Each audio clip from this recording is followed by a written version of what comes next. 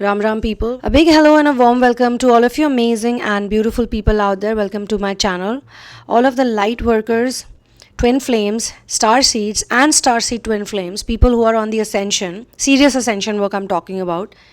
And I personally feel that you guys could also be a part of the 1,44,000 spiritual warriors who are incarnated on earth right now to push the frequency and the vibration of earth to a higher dimension. All of you, welcome all to this collective reading. अगर आप जैसे लोग गिर जाते हो, stumble करते हो, आप जैसे लोगों के साथ हो जाता है कुछ ना कुछ नेगेटिव, लेकिन फिर भी आप हार नहीं मानते हो, आप स्टॉप नहीं करते हो, और यही एक आपकी क्वालिटी है.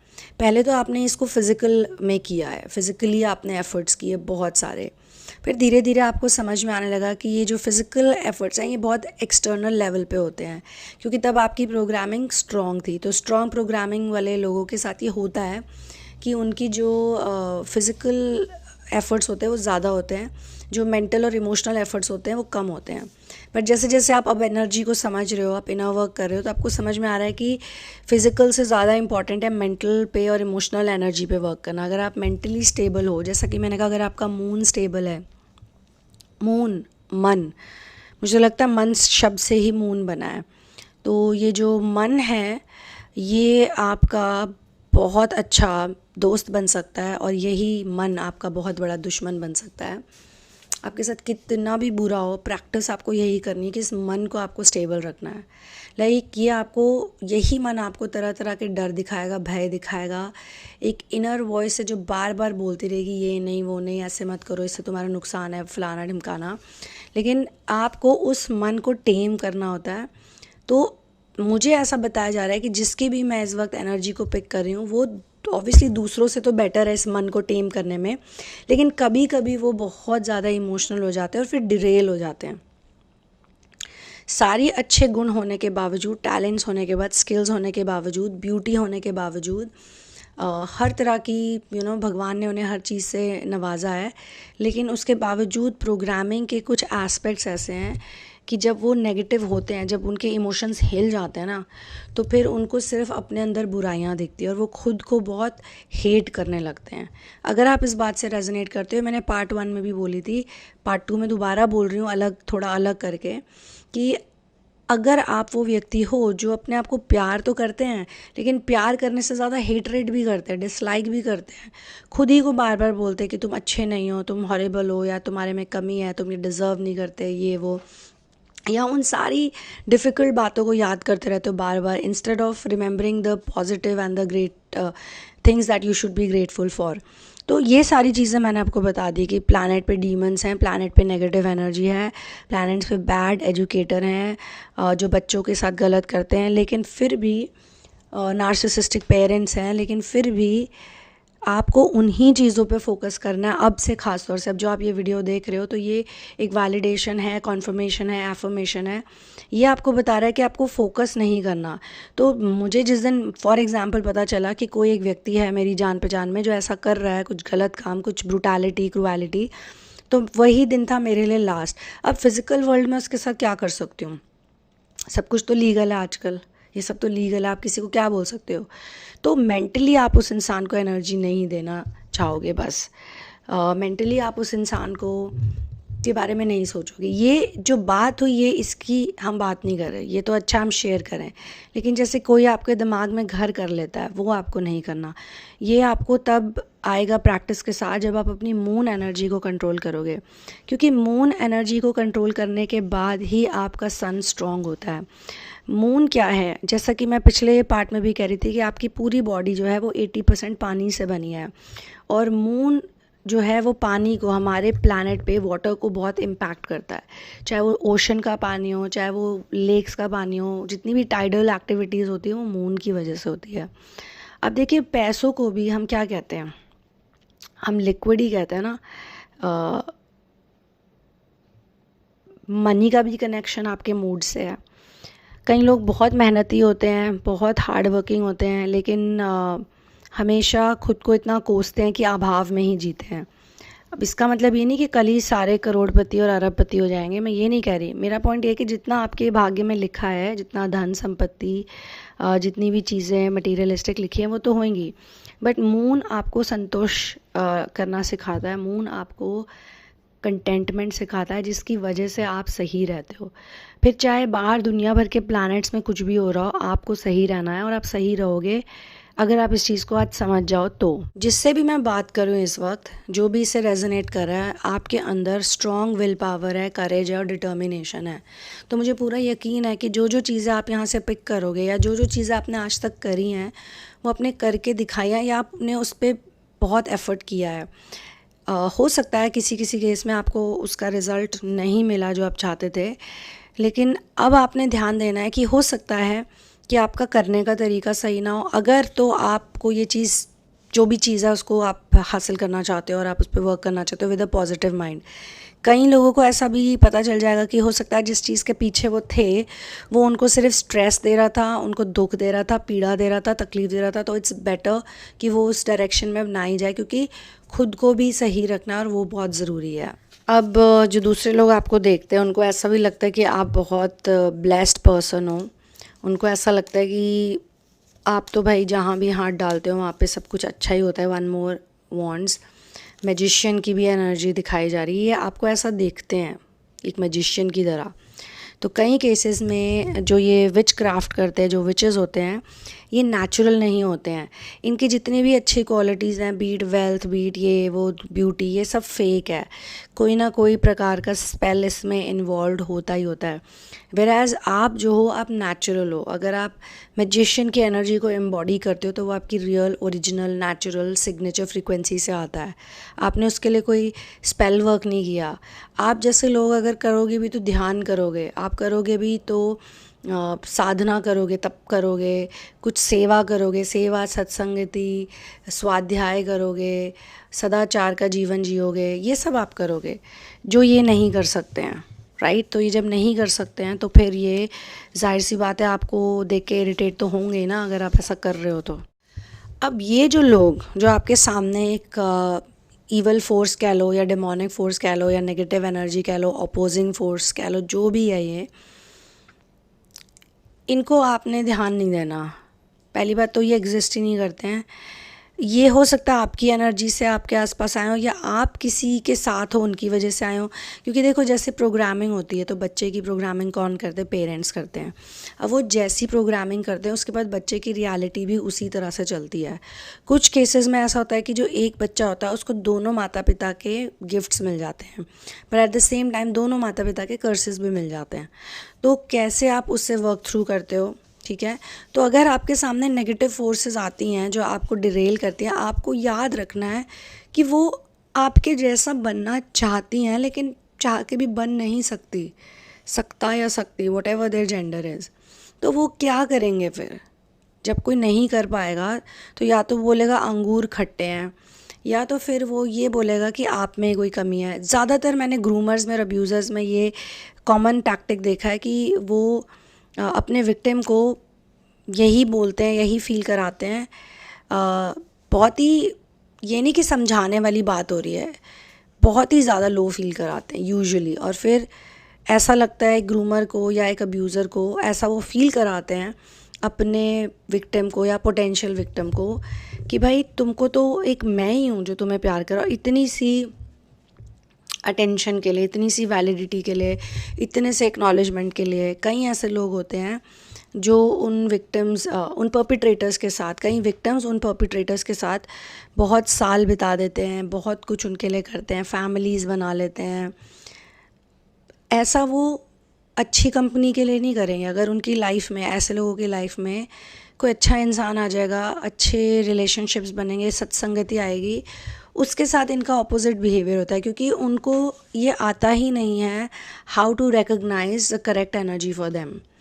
हाउएवर, अगर आप इन सारी बातों से रेजोनेट करते हो तो मैं आपको यही बोलूँगी कि आप की जो रिकग्निशन पावर है, जो स्टेज 1 है और स्टेज 2 है एक्चुअली असेंशन जर्नी में, ये और पहले से ज़्यादा ये स्ट्रॉन्ग हो गई है। तो इसका फ़ायदा आप उठाइए। एक एनर्जी मैं ये पिक कर पा रही हूँ कि आपके आसपास हो सकता है ऐसे लोग हैं फैमिली मेम्बर्स हैं, फ्रेंड्स हैं, या कोई और व्यक्ति जिनसे आप बिल्कुल भी एसोसिएट नहीं कर पाते हो या कम एसोसिएट करते हो।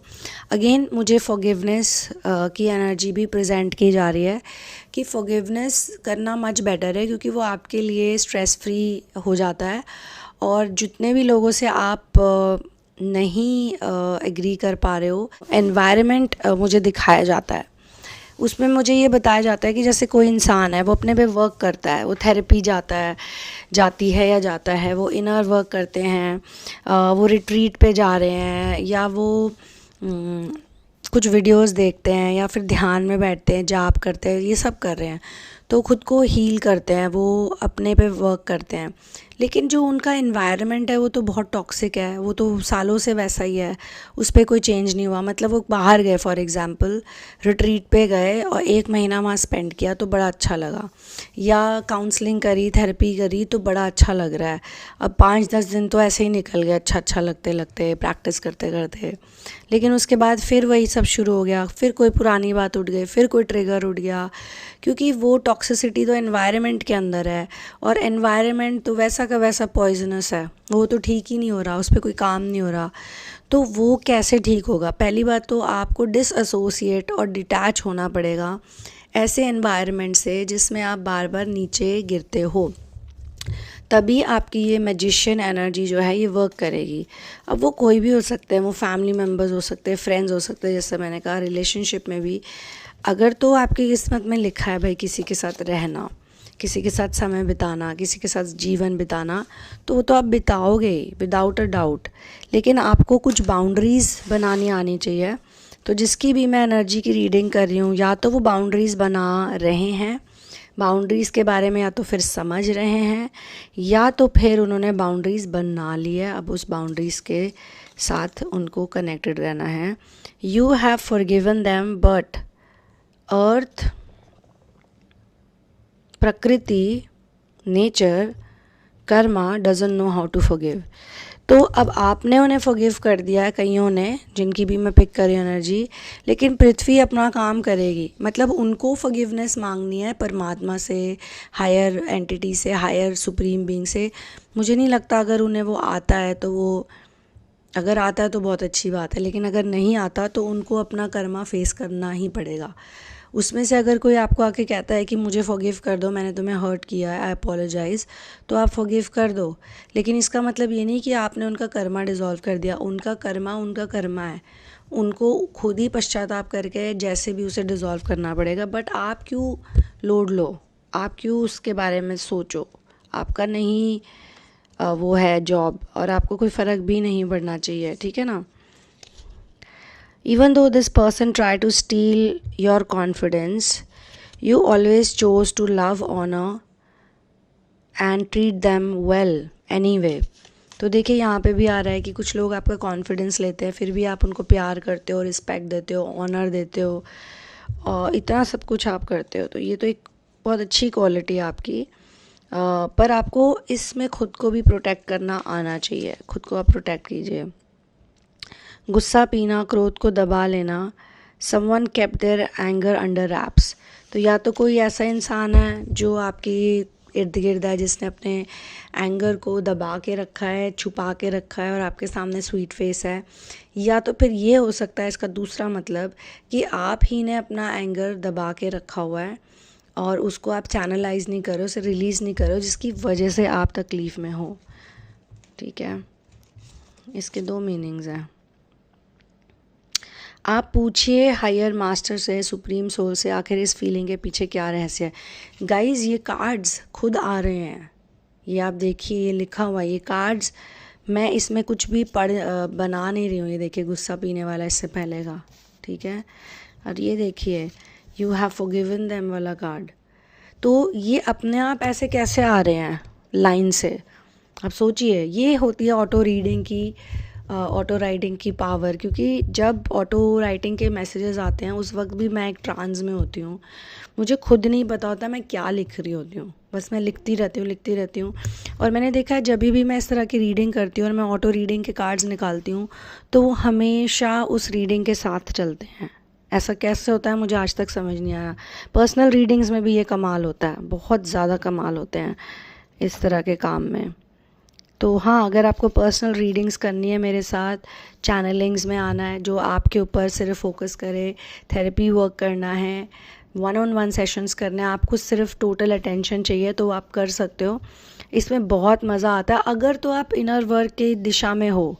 अगर आप सचमुच में बहुत स्ट्रॉन्ग एडिट हो और आपने अपनी ईगो को बिल्कुल डाई डाउन कर लिया है, बहुत कम है आपकी ईगो एक सरपेंट की तरह बार बार फन नहीं निकालती है, तो आपको बहुत मज़ा आएगा थेरेपी में और आप बहुत इन्जॉय करोगे। लेकिन मैं तो कहती हूँ दोनों फेजेस अच्छे हैं। अगर कोई अवेयर है और वो देखता है कि उसने 2-3 महीने ऐसे ही निकाल दिए, काम नहीं किया खुद पे, तो कभी ना कभी वो इंसान ज़रूर रियलाइज़ करेगा कि उसके साथ ईगो ही एक ट्रिक कर रही है। ईगो ट्रिक्स प्ले करती है हर लेवल पे। जितने भी डेवल्स आते हैं आपके सामने वो सब ईगो के भेजे हुए हैं। अब एक और कार्ड आया, you have a playful energy and you live life moment bye moment, one day each day. कितना प्यारा कार्ड आया। तो ये आपकी वो चाइल्ड लाइक प्लेफुल एनर्जी जिससे ये नेगेटिव लोग ट्रिगर होते हैं, बट इन नेगेटिव लोगों को आप ट्रिगर होने दो, इनको इनके हाल पे छोड़ दो। जैसे कार्ड आया ना कि आप इनके साथ अच्छा भी कर रहे हो, कई केसेस में आपने फॉरगिव भी कर दिया, कई केसेस में ये आपसे माफ़ी मांग रहे हैं, बट आप इनका कर्मा तो रिलीज़ नहीं कर सकते ना। वो तो ये जीने आए हैं, वो तो इनको खुद करना है, वो तो इनको खुद सोचना है। अगर उतना इन पे दिमाग आता है, इतनी सद्बुद्धि इन्हें मिलती है, तो ही वो ये बात सोच पाएंगे। You shift to other versions of coexisting earths that are simply more and more reflective of the changes you are making within. What a card, what a beautiful card. मुझे लगता है मुझे ये रीडिंग इंग्लिश में भी करनी पड़ेगी, तभी वो पहले का पार्ट पूरा इंग्लिश में हुआ है। तो देखिए, you shift to other versions of coexisting earth, ये कैसे लिखा इतना बढ़िया यार, मतलब wow. Simply earths that are simply more and more reflective of the changes you are making within. तो जब आप चेंज होते हो तो अर्थ के तो बहुत वर्जन्स हैं, मल्टीपल वर्जन्स हैं। अगर इस धरती पे 7 बिलियन लोग हैं तो 7 बिलियन यूनिवर्सेस फंक्शन कर रहे हैं। मेटाफिज़िक्स में ये ऐसे ही काम करता है, मेटाफिज़िक्स के वर्ल्ड में। तो आप भी उन अर्थ के वर्जन्स के साथ अडैप्ट करते रहते हो, तो ये इंटरेस्टिंग है। तो आई गेस यहीं पे मैं इस चैनलिंग को क्लोज करती हूँ, इस रीडिंग को। I will see you in the next video, next collective reading. Thank you so much for being there. Thank you so much for all the love you shower and thank you so much for the inner work you're doing. अगर आप कोई भी सेवा का कार्य करते हैं, volunteer करते हैं, तो उसके लिए भी बहुत बड़ा थैंक्स मेरी तरफ से। आप जो भी कर रहे हैं, आई प्रे कि आपको अच्छी चीज़ों में, जितने भी इनर वर्क रिलेटेड चीज़ें हैं, उसमें आपको सक्सेस मिले, बिकॉज जितना आप जैसे लोग असेंड करोगे उतना अर्थ असेंड करेगी। तो one love, peace out and victory to Ram.